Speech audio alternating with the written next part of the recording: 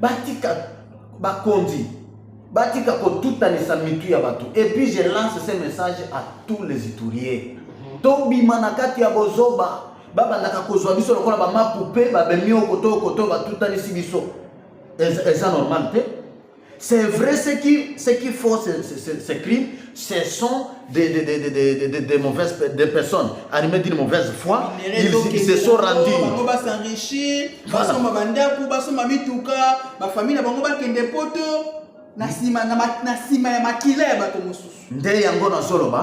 Batuana bayebani basi basinya ba accord nakoloba biloko na malboni basi basinya ba accord ndeko journaliste baza wana baza protéger pona ni lelo baboma 10 lobi baboma 15 après cela 40 60 80 mais wana nyose kokite ti bazui batu ba kundi bango en vie mutu ya OK eza justice potango oyo fait salemi tozo mona ka revenir retomber, il y a fait et ça limité.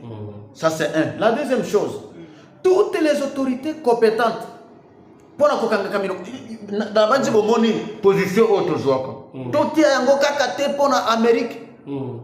Tozonga pe katina biso. Les autorités doivent vraiment agir. Ils doivent se manifester.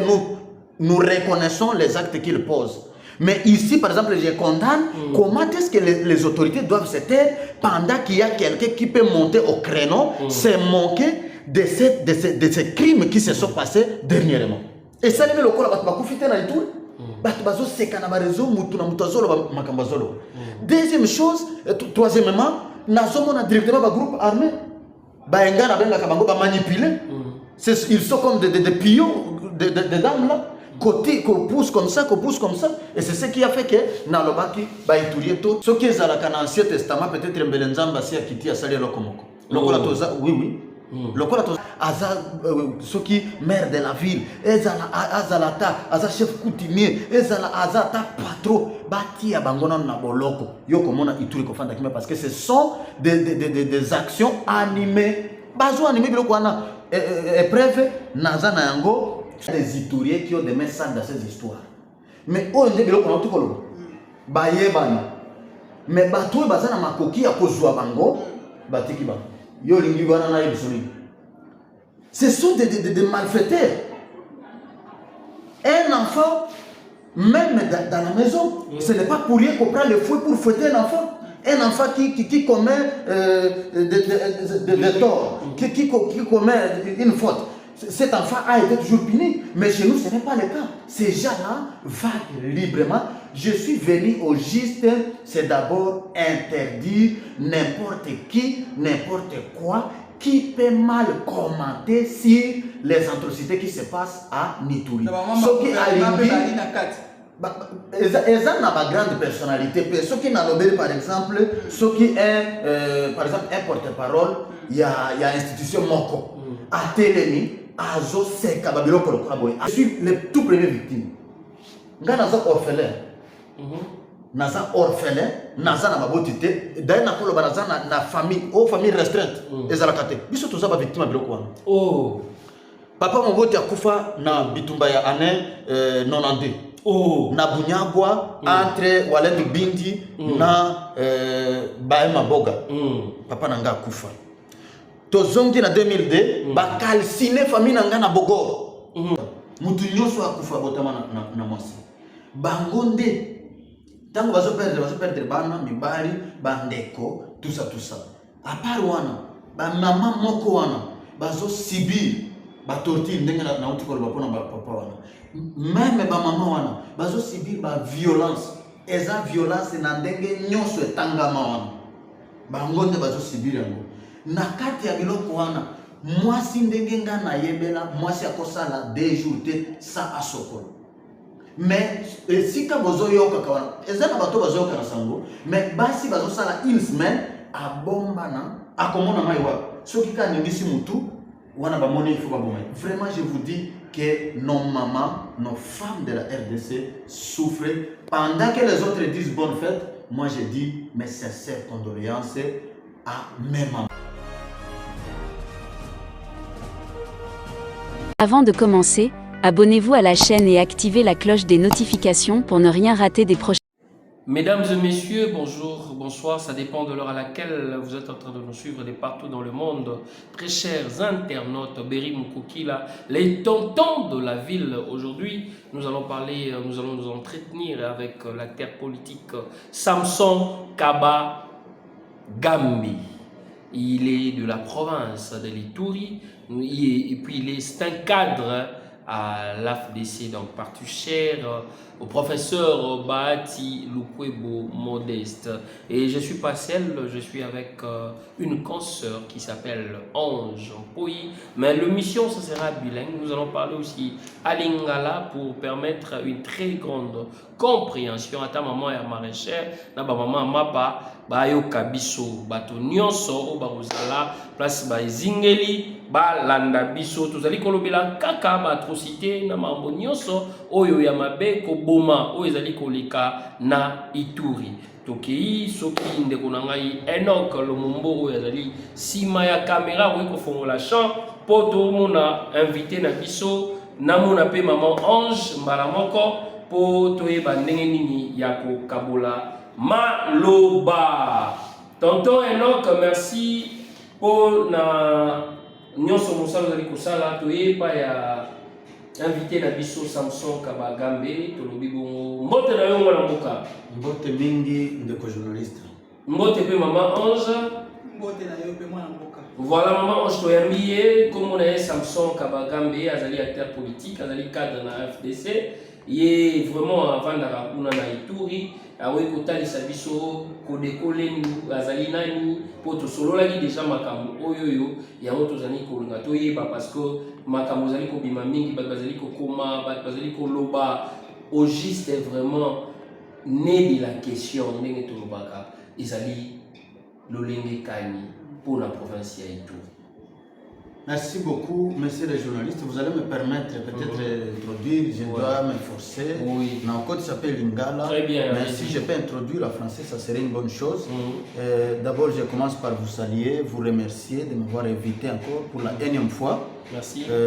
J'aurais du mal à répondre, venir qu'on se croise ainsi. Mais je me suis dit non, laissez-moi venir. Parce que je savais que vous devriez avoir des questions qui vous tourmentaient et peut-être qui embrouillent toute la nation. Et ça touche même là la communauté internationale. Parce que quand il y a des confusions, donc les histoires se créent du jour au jour. Les lobes lobby et lokomoko, demain autre chose. Donc ça fait très mal. Alors je me suis dit non, je peux rompre d'abord avec tout ce que je devrais faire, mais répondre à votre appel aussi pour que je puisse répondre. Ok, c'est pourquoi j'ai commencé par vous saluer. Je salue tout le monde qui nous suit. Tina ba fait fond.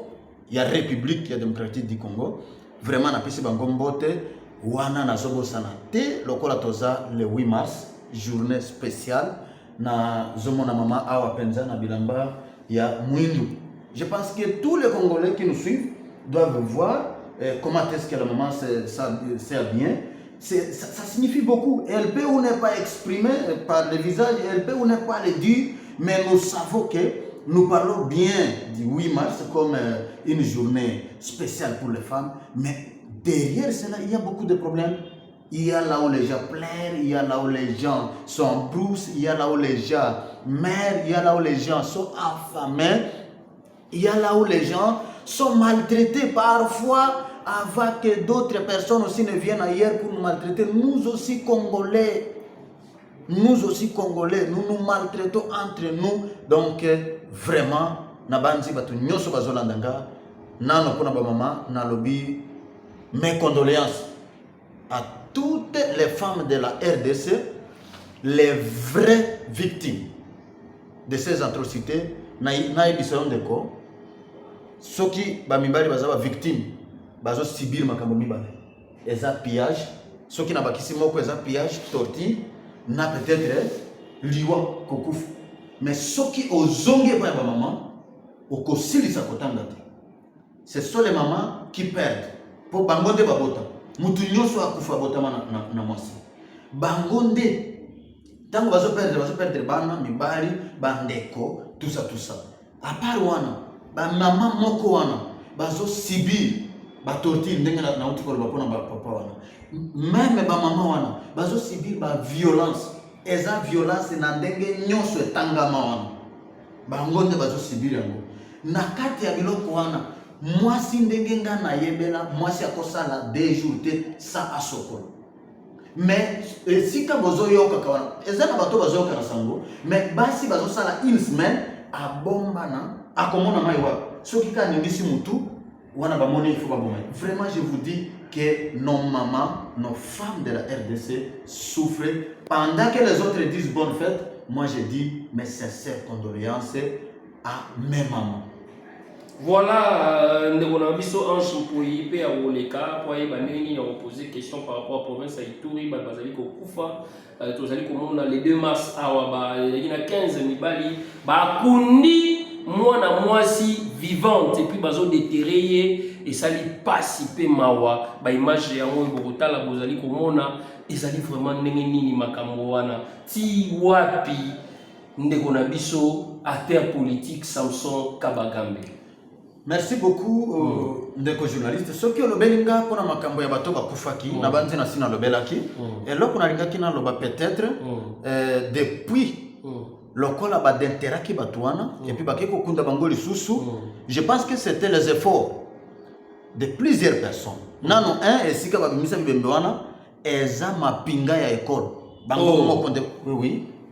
Je pense donc mapinga ekolo armée na biso beteli ko yate FARDC bazali ko sala mosala bango nde babimisa bibembe wana na pesi bango longonya na lobi merci pour na ba autorité nyonso ba sala ki ba effort na ndenge na bango et parmi bato wana na ko bosana te et l'honorable Biarwanga Utiki Moïse nazomona l'honorable Mateso Savon vraiment pour na ba effort bolingo o balakisaki na biso population ya Ituri vraiment tolobeli bango merci et peut-être il faut na bosanate gouvernement provincial o eza dirigé en tête na gouverneur militaire na banzi bazalaki wana tozana ba notable ba mi pesaki topesi bango merci ba responsable ya ba communauté merci beaucoup nazo mona tango oyo atelemo ezo salema ezana ba chef coutumier ba bimaki bisika bipai ba yena enterrement wana vraiment totondi bango pour na partie wana ndeko journaliste nga nakoza la penzana makamususu ya kolobate po eyebani communauté internationale ba yebi communauté nationale ba yebi batu nyonso ba autorité tina ya basse classe ba yebi makambo ozo leka na Ituri. C'est très horrible, très honteux, très grave.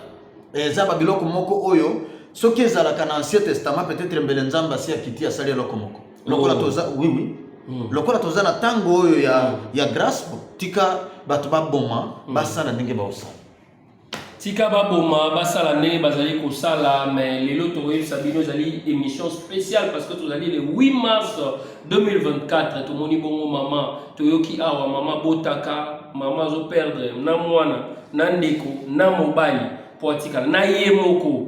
Au juste, tu allez na posa ya mboka oyo bozonga batu bozala vraiment ba patriote ba konzi ya mboka bino ba bozali na Nord Kivu bino bozali na Goma bino bozali na Bunagana bino ba bozali awa ba député to na gouvernement président de la République tozo lancer SOS pour na mambo Italie mboka na biso Congo parce que nous sommes des patriotes tolingi mboka oyo on n'a plus besoin de la guerre parce que la guerre et mimarakaka Kokufa et Mimara Kozanga et Mimara Nyoso Yamabe. Nous voulons maintenant la paix, retour à la paix. Voilà la tiki malo papa maman Ange, aïe banene rotuna motuna nae et pas yande ko Samson Kabagambe. La parole, moi namboka Samson Gabanang, c'est ça. Kabagambe. Kabagambe. Merci. Okay. Voilà. Nga motuna nanga ezali boye. Nali nayeba. Est-ce que bitumba wana o lelo yo po ebele ba mona lokwa ndeti na bongo aventure moko boye donc batu moko basangani kaka pona koluka kobimisa bongo ba intérêt na bango moko personnel o yebisa ba imboka et puis ya mibale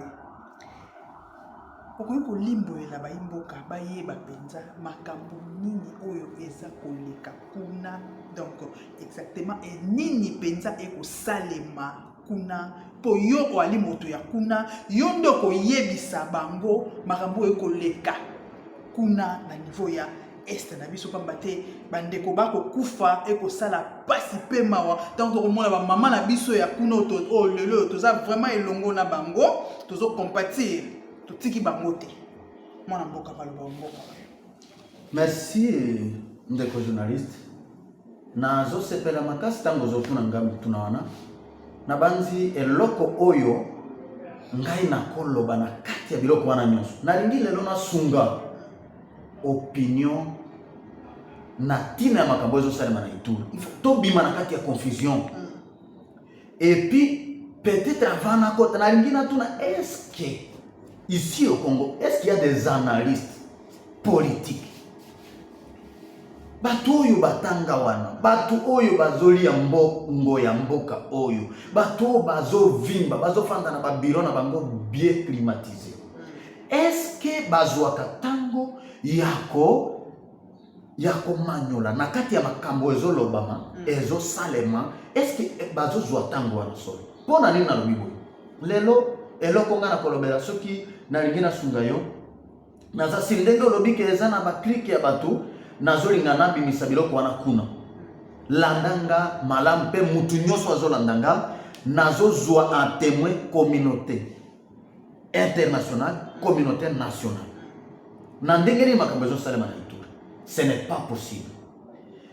Pona nini nazolinga nalobela eloko oyo sima ya makambo kosalema nécessairement ezalaka na bakri oyo elobamaka tango oyo bazolinga basala bakri wana okokuta yango esika makambo esalemi babimi kono bandi kolobela biloko mosusu. Nalingi na mettre en garde les gens qui crachent sur le mémoire de nos frères et sœurs qui ont perdu la vie en Ituri. Ozalata nani ata soki ezalaka mutu wana za na grade nini, je dis et je pèse mes mots. Nazo mettre en garde. Pona nini? Pongai mutu nazoloba. Je suis le tout premier victime. Nga naza orphelin. Naza orphelin, naza na baboti te. D'ailleurs nakoloba naza na famille, famille restreinte. Ezalaka te. Biso toza ba victime biloko wana. Oh. Papa moboti akufa na bitumba ya année 92. Oh. Na Bunyagwa entre Walendu Bindi na Baema Boga. Papa nanga akufa. Tozongi na 2002, ba calciné famille nanga na Bogor.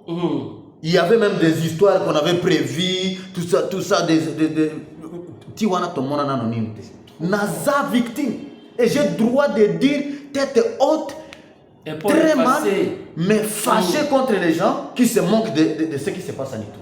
Parce que batu bazoluka ke biloko wana ezosalema ezatel ndazo sala ezatel ndazo sala nazongi wana nazopesa quelques points. Allez-y. Pour communauté internationale, président de la République est à la justice. Il y a RDC baye ba biloko wana. Na banzi ba autorité bazana Ituri baza ba témoin. Soki lelo batu ya mabe ba étranger ba kokota na Ituri ba leki na nzela ya Kodeko. Tozana ba video wana ezana tangu oyo yena excellence bamanyisa aza gouverneur toza na ba épreuve wana na tuni motuna nazo zela réponse il faut ba konzi ba répondre nga tango oyo bazwaki batu bauti na Uganda baza na kati ya Kodeko.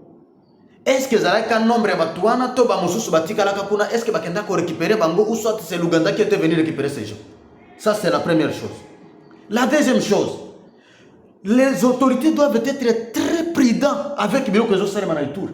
OK. Pona kobanda koyoka ba rapport ezanga tina te pona moni ezana bato bazoleka na ba media ko finga ko seka bazobosa na biso ba eto kufisa biso ba etozo continuer ko kufisa peut-être lokola na za na famille restreinte te ba boma bango ba kalsina bango na kati ya ndaku lelo ba bazokufa na peut-être ba Ituri wana balinga ba sunangai.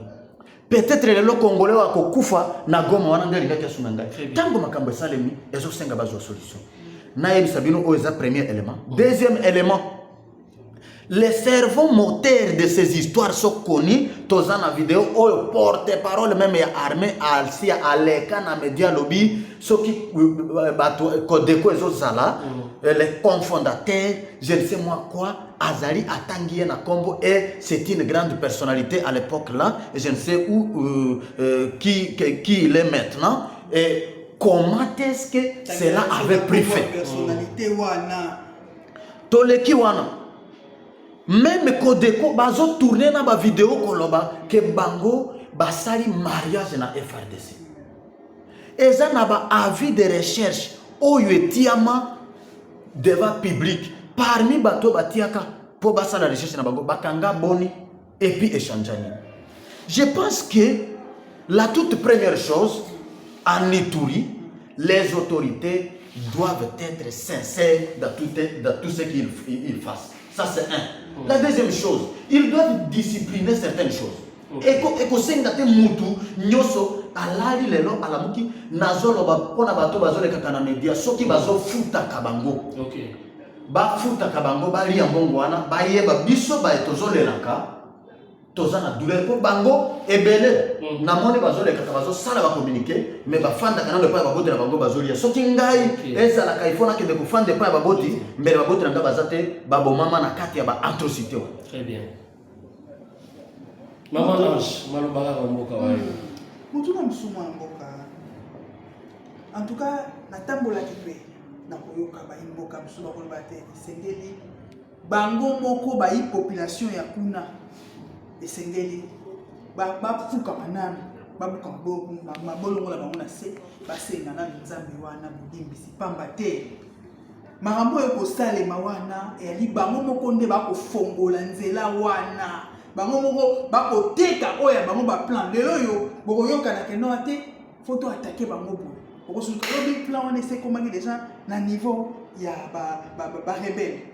Donc, bino moko bana ya ndako wana esengeli bosenga d'abord bolimbisi bo confesser marément so bino bo ko sala bo ko teka ba plan na bino moko ndeko journaliste ba ete ba ko boma biso aussi on bino moko ne bozali à la base ndeko journaliste landanga très bien nazolanda na yokio malam eza ma polémique ezo salem ngai na kobo ya kata mukolo moko te que il y a des Ituriens qui ont des messages dans ces histoires mais on ndé biloko na tukolo bayebana mais bato bazana makoki ya kozwa bango batiki bango yo lingi wana na yebisoni.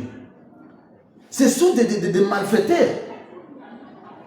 Un enfant même dans la maison, ce n'est pas pour rien qu'on prend le fouet pour fouetter un enfant. Un enfant qui commet des torts, qui commet une faute. Cet enfant a été toujours puni, mais chez nous ce n'est pas le cas. Ces gens-là vaguent librement.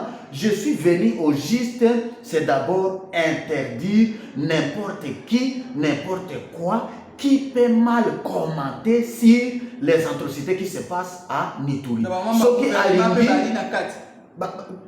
ont une grande personnalité. Ceux qui n'ont pas, par exemple, ceux qui est, par exemple, un porte-parole, il y a l'institution Moko, à Télémi. Azo seka babiloko lokola boy alobi ba maloba moko ya ba négligence. Je pense que ça m'appelle na boy biloko wana. À vrai dire, il y a moyen qu'on donne solution à ce problème. On doit commencer d'abord à être discipliné dès le sommet jusqu'à la fin. Et puis soki kaka toleki na étape wana et que ça la bien. Batika ba kondi.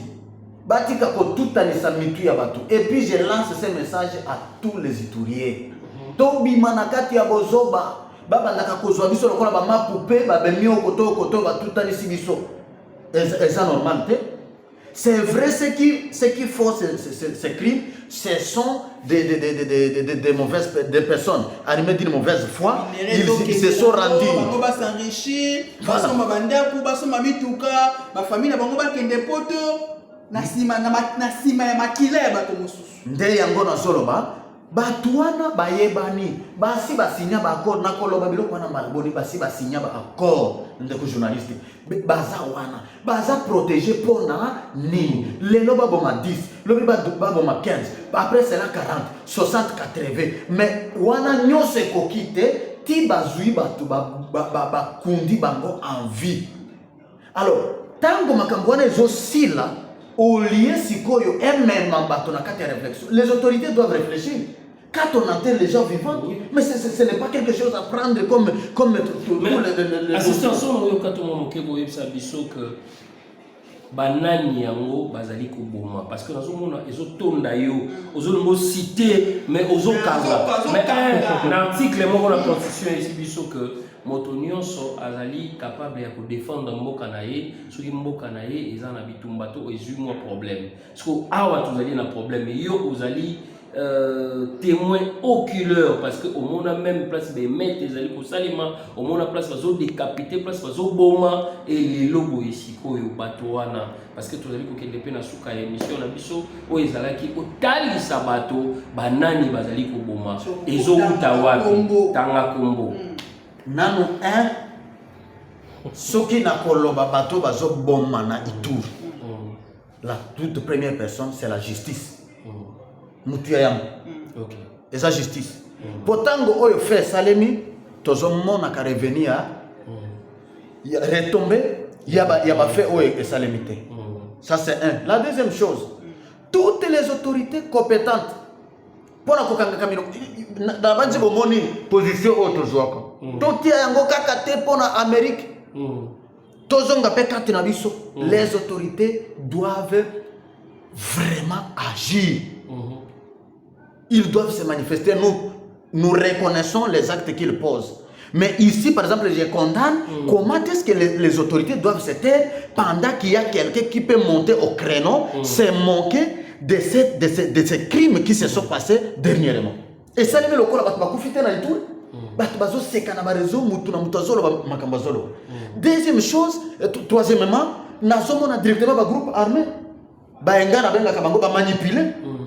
Ils sont comme des pions, des dames là, qu'on pousse comme ça, et c'est ce qui a fait que Nalobaki, Baïtourie, Tika, qu'on a utilisé, ça et la biso le corps ma poupée, le corps ba animé, c'est pour ça que parce qu'on utilise bino pour poser mon côté ni boy ko sala pour bozong sa limité nationale na Ituri. Naye bisayon, ça na ko ba ça peut kama mungu. Nakati ya o mwana boka bele mungu. Nakati wana uti kolobela moko pe ya mutu ya nakati wana armée na biso. Est-ce que armée wana lelo yo pamba te bele pe to kolo bango ba posséder pamba te lo meya ya malonga ya lete nakati wana. Yango bele ba ko ba ko otinda bango ba sala peut-être makambo wana. Merci. C'est-à-dire nazo lukanaeba. Est-ce que na province par exemple il y a bas Congo, c'est-à-dire basoda kuna bazoka perdre différent na province mosusu ba ko futa malamu te voilà to ngai bongo o la bilo meya ya li malamu te pamba te ba famille bango ba ko kufa na bango nzala ye bongo na ake ko bunda kuna eloko ko lia ya malonga e ya li te ako gagner nini bon gagner bitumba ngo ndenge nini nazo remercier pour na bolingo ça c'est le cœur d'une maman na tondio na sina lobela makambo ya basoldat na lingi basoldat bien na yebi importance ya basoldat et puis soki ngai ndenge na zolo basoki na zalaka na makoki mbele na sala ka eloko pona basoldat oyo pona ko faire comprendre que non ngai na yebi parti wana mais eloko ezo salema na Ituri eza au-delà ya problème ya kofuta na basoldat wana vraiment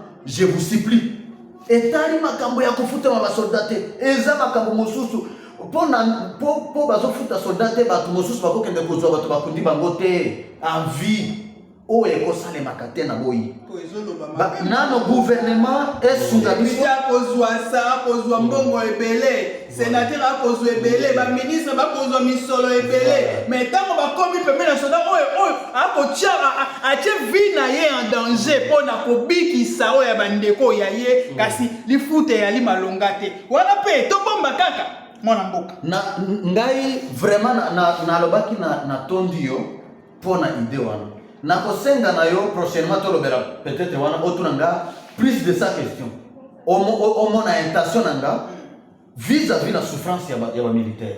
Je connais ça. Je suis informé en quelque sorte, je ne suis pas un militaire, mais je suis informé parce que ngai naza congolais oyo naza na posa ya émergence ya Congo sur tous les plans. soki ezana makambo ya malamu ezosalema na Congo il faut ngai nazana posa esalema koleka ndenge bato bazomona wana makambo ya parti ya basoldat vraiment na comprendre yango tokolobela kango mais awa oyo ezosalema na Ituri eza makambo oyo eza na ba complicité na kati mingi eza justifié na ba élément oyo na pesi eza justifié na ndenge nini oyo sima batu kokufa makambo ezo salema ponga naza gêné un orphelin qui est donc cet orphelinat qui est causé par les atrocités en Ituri nde yango makambo ezo sala nini ezo sala nga pasi na lingite batu oyo bazoleka na ba communiquer ya ovio bazomata na ba créneau bebo ba fingi ba Iturien bazoluka ndenge nini bakosangisa mitu ya ba Iturien hotel nde asali bo te makambo yebani touti kokunda 15 personnes oyo ba d'interaki bango sima ya enterrer bango en vie c'est l'acte des éléments de la milice Codeco œuvra depuis longtemps dans la province de l'Ituri territoire de Djougou. Et ces gens-là sont connus, ils se sont des signataires des actes de cessation des hostilités. Ils sont identifiés par toutes les autorités compétentes. Ils sont même repérés quand ils partent tuer. Et les autorités savent qu'ils sont venus de tel endroit et puis rentrer. Même les chefs coutumiers de ces endroits-là, les chefs coutumiers savent ça.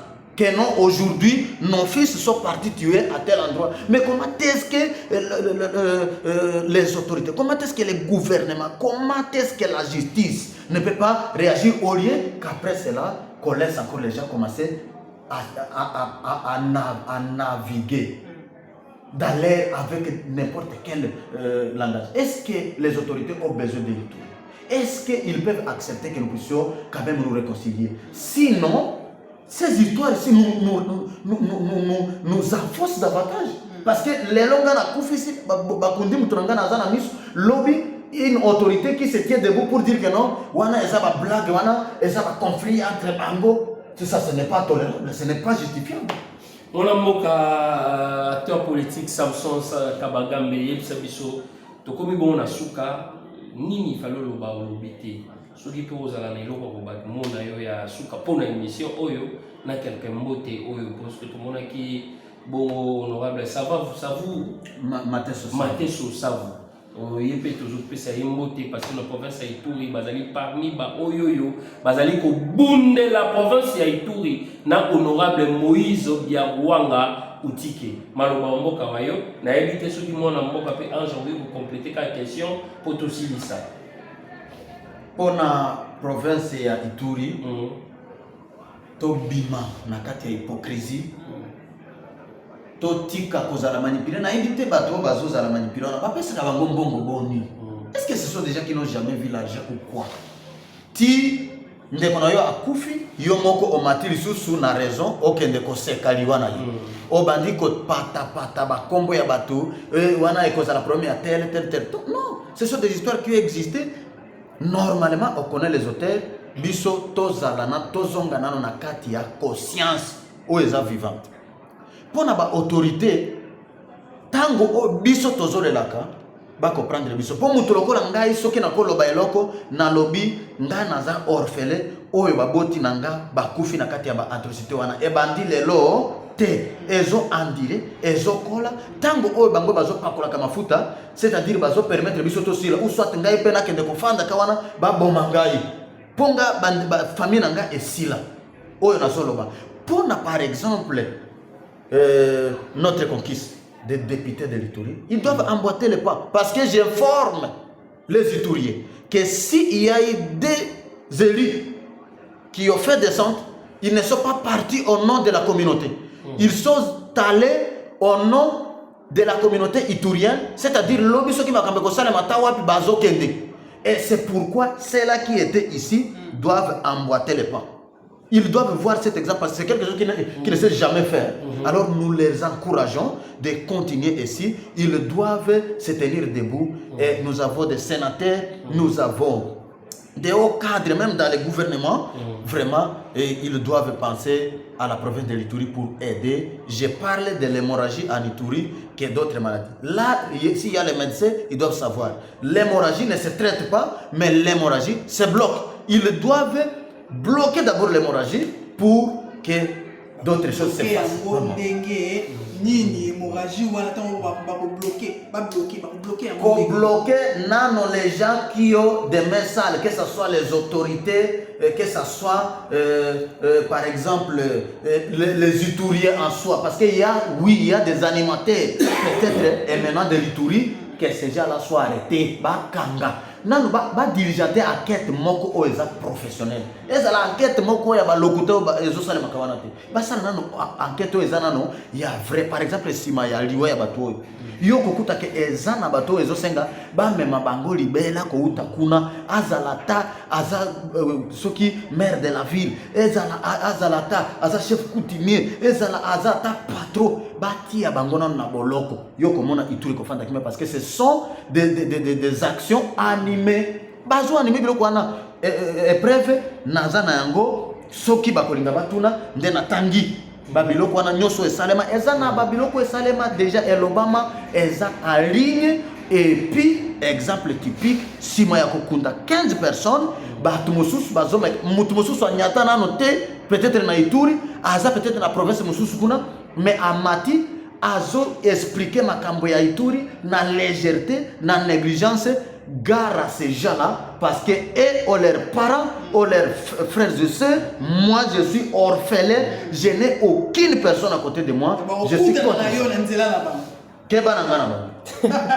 voilà, donc, au moment où il y a une émission spéciale de Maki Bongo, acteur politique, Samson, Kabakambe, Azali, cadre, na partie monnaie, FDC, et Koumamara, et Paya Monamoka, professeur Modeste Bati, Lou Kwebo, et Azali, la province, il y a Ituri, Alobeli Bino, Boni, Mambo, Ituri, Nizali, Football, Belango, les sous, la légèreté. Donc, gare, il y a Bateau Union, Bazali Kojoa, Makamoya, Ituri, il y a province, Wana, à la légère. Donc la suite, bon, mon prochain numéro, tout ça là qui n'a pas Ange Mpoyi accompagné à l'élo la émission Nabiso Lobo qu'on a monté ma oyo to solo laki et désormais pour mon mingi mon moka Ange Mpoyi a accompagné Nabiso ngai na ko désannoncer l'émission l'élo parce que l'élo ils allaient moi de la femme donc fallait dire qu'il a eu malobapo a désannoncer émission Nabiso Lobo qu'on a monté maman Ange Mpoyi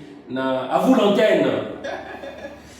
Vraiment, bandeko balandi baike bozalaki ebele liboso ya betando na bino pona kolanda bongo émission na bino oyo ya kitoko uti bongo ko sepela nango nazalaki ngai moko te na présentation lenge mwana mboka Beri Mukokila a uti bongo ko yebisa bino na tondi bino botondi bandeko balandi bo émission oyo bolanda yango na RB télévision bokolanda yango na Congo Géant télévision bokolanda yango biso na Congo Sarepta télévision en tout cas bandeko na biso nyonso tout ya est ya Ituri tozana bino elongo tobosani bino te pamba te elambo ya mwindo elobi ebele omoni mutu asemaki oui popo akobima kabo ete nazoya kosala mosala donc fo nazala présentable liboso na bino mais elamba oyo elobi ebele lakisi ke compatir penza na bino bandeko balandi merci na ba bino nyonso pamba te